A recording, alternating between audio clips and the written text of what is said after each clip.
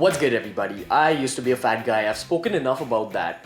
But what I've not spoken about enough is that for a very long time in my gymming life, I used to be a super fat but super strong powerlifting junkie.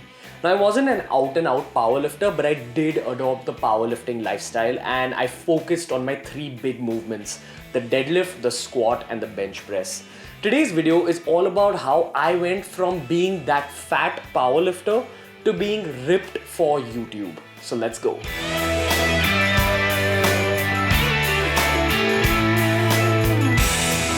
Okay, now on BeerBiceps, I focus a lot on beginners coaching. And I primarily did that because I wanted to cover all these aspects of beginners training before I move on to talking about advanced lifting. And in today's video, I am going to speak about my own split, the split I followed to go from being fat to being ripped. But to understand some of the concepts I'm going to talk about today, I highly recommend you go and watch my video on the difference between light lifting and heavy lifting first. It'll help clear out a lot of your gymming concepts. On BeerBiceps, we're all about that natural bodybuilding life. And when we're talking about putting on muscle naturally without the use of steroids, the golden rule is progressive overload.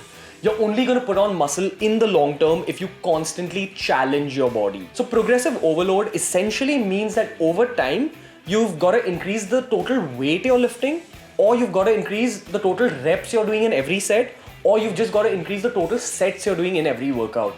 In my other videos, I've explained this concept in detail, but that's all you need to know for today's video. And progressive overload is what your gymming life should be about if you're serious about putting on muscle.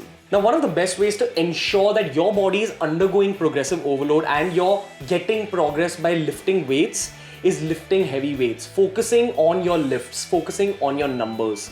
So before we get to talking about what I'm currently doing, I'm going to give you a bit of a backstory on myself.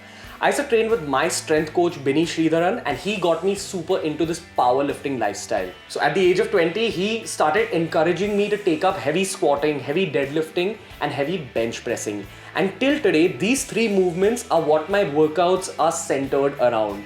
And at the time, I was focusing on these movements alone using powerlifting protocols. Like, I didn't use straps, I used to only use chalk, I didn't even use a belt while lifting. I got super into that lifestyle. And a part of getting strong is definitely getting fat as well. The more weight you put on, the higher your fat percent goes, you'll see that you get a lot stronger. And I got really engulfed into that lifestyle. In my final year of engineering, I kind of got super fat in my second last semester because I got into lifting heavy weights that much. So in my final semester of engineering, when I got this hunch to start a YouTube channel, I thought that I might as well get a little ripped. And I went on a year-long shred. I went on a year-long cut. And this was one of the most difficult phases of my life because when you're so engulfed in that powerlifting style of training, you're too attached to your strength. So my cut involved losing 20 kgs over the span of a year. But once I reached my target weight of about 68-ish kgs, I decided that I should start putting on some muscle again. And that is when I embraced the power bodybuilding lifestyle. And that is still the protocol and the kind of gymming lifestyle I follow today. So power bodybuilding is an informal term used to describe a hybrid gymming lifestyle. It's a hybrid between the traditional powerlifting lifestyle that focuses on only numbers and your strength levels without bothering much about bodybuilding based movements, and your bodybuilding lifestyle that focuses a lot on how you look and your ab training and your bicep training and things like that, which most of India follows. Now, the two main advantages of powerlifting are that one, it helps a lot with your strength levels, and two, you can objectively gauge your progress. When you see your squat, deadlift, bench press increasing over time, when you see those numbers going up, you know that you're doing something right in the gym. And that's also the disadvantage of just a bodybuilding lifestyle. You can't really predict how much you've progressed by just looking in the mirror. You can't say that, oh, I'm looking better than I was looking yesterday. That's a very subjective way of gauging progress. So you get to put numbers on your progress through the powerlifting part of it, and through the bodybuilding part of it, you get to look good basically. And a lot of the bodybuilding based movements also help a little bit in increasing your numbers. Now keep in mind that going from being that fat powerlifter to being a kind of ripped YouTuber involved a lot of changes in my diet as well. But today's video is more about the training side of things. Now when we're talking about my workouts, it's basically split into two parts. I start my workout with the most intense movement. And keep in mind, because I still want to keep a bit of that powerlifting mentality going, all my workouts are built around compound movements. Compound movements are exercises where you use more than one joint in that particular exercise. So all my workouts will start with the main compound movement. For legs, it's your squat. For your chest, it's your bench press. For your shoulders, it's your overhead press. For your back, it's your pull-ups. And most importantly, I also have a separate deadlift day. So my workouts will begin with me doing about 6 sets of these compound movements. Well, I'll focus on increasing my numbers. I'll focus on lower reps and increasing my strength levels. And once I've worked them enough to increase the strength, I move on to bodybuilding based movements where I'll work in higher rep ranges for hypertrophy or muscle growth. So at the beginning of your workout, you've already finished all that heavy lifting and all that low rep work, and then you can move on to the high rep work and focus on the looks aspect of things. Now getting to the actual split I follow. A lot of people have this misconception that you only have time between Monday and Saturday to finish off all your body parts, but that's not true. I follow kind of like a 10-day split instead of finishing all my body parts in that 1 week. So the 10-day split will look something like this. On Monday, I'll focus on my back and biceps. Well, I'll only take about 2 or 3 variations of biceps and I'll do them super light. On Tuesday, I'll take up a chest workout where I might do a little bit of tricep work. On Wednesday, I will take a break because you need to give your body time to recover from all that damage from the back and chest workout. The day after that, I'll take a separate deadlift day.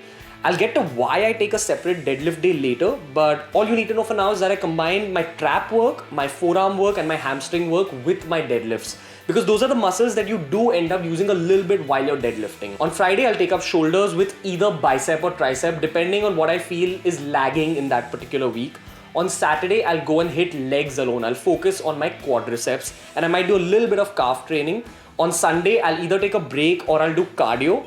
On Monday, I'll focus on something like abs, obliques and core work generally. And on Tuesday, I'll focus on my arm work because arms again are a part of the aesthetics. A lot of people, when they meet you in person, your arms are the first thing they notice about you. On Wednesday, I'll take a break and let my body recover. And on Thursday, I'll begin the cycle again. My cycle isn't limited to a week. It's limited to how I want my body to recover and the kind of gains I want to make in the gym. And following this 10-day split has given me a lot of aesthetic gains and it's helped a lot with all my numbers. And I do feel it's a great protocol to follow if you've reached an advanced stage of lifting. But more importantly, from this particular split, I want you guys to take away 2 things. One, I do give a lot of importance to breaks. Remember, in long-term gymming, if you don't let your body rest enough, if you don't take those days off, you do end up getting injured a lot, and this is something you learn through your mistakes. Remember, there will be days where you're feeling completely low, and in that whole process of being addicted to the gym, you kind of ignore what your body's telling you. You've got to listen to your body. Take breaks once in a while. And the second thing, I have a separate deadlift day. This is one of the biggest changes I made in my own routine because deadlifts are probably the ultimate kind of lifts, and here's why. Now, a lot of people think that core training is limited to just ab work. But your core isn't just your abs, it's your entire core, the entire circumference. Your lower back is also a part of your core. And your core is where all your strength is generated from. So when you're deadlifting, it might not do much from the aesthetic standpoint, but because you're using your lower back, your whole body is kind of getting worked a little bit. Your core is being fired up. And that strength increase in your core has a carryover to all your other movements. Your numbers on the deadlift are a great indicator of your overall strength, of your overall body strength. And if you do start adding this separate deadlift day where you focus on increasing just your deadlift, you will see a huge carryover in your other numbers like your squat, your bench press, your overhead press. Everything gets benefited by this. And the other thing I do with deadlifts is that I also do a lot of trap work. I get told that my traps are pretty decent for someone my size, and that's primarily because I focus a lot on my traps in that deadlift workout. Remember, when you're lifting that bar off the ground, you're not only working your lower back, you're working your entire body, but the stress is focused on your traps and on your forearms.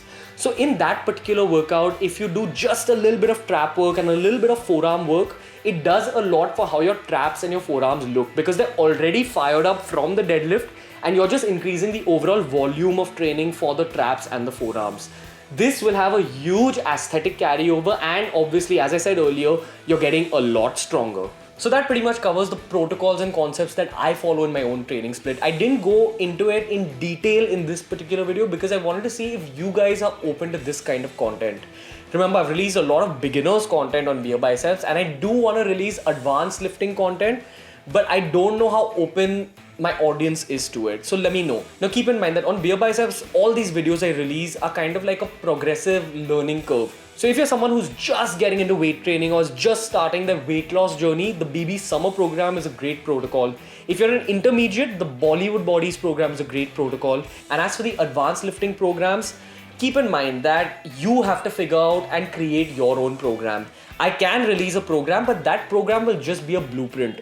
The reason I made this particular video when I spoke in detail about my split is so that you can gain some concepts from this and adopt it into your own lifting lifestyle. Keep in mind that this training split and these protocols are what work for me personally. They work for Ranveer. They may or may not work for you. That's for you to figure out. Advanced lifting is all about putting your body in different situations and figuring out what the best protocol for you is. From this video, you don't need to follow this split exactly. Just gain a few concepts and you're good to go. Hey guys, so that was the video for today. If you liked it, make sure you give it a thumbs up. Keep in mind that on BeerBiceps, I've got the Science of Muscle playlist. And it's mainly meant for intermediate and advanced lifters to just get a little bit deeper into the theory of lifting weights and putting on muscle. So make sure you check that out. If you're not familiar with weight training at all, you can start off with the beginners workout series. I'm gonna link both in the description below and in those cards. And until next time guys, you know the drill. Those are my handles, that's my Facebook page. Until next time, from Ranveer, see you.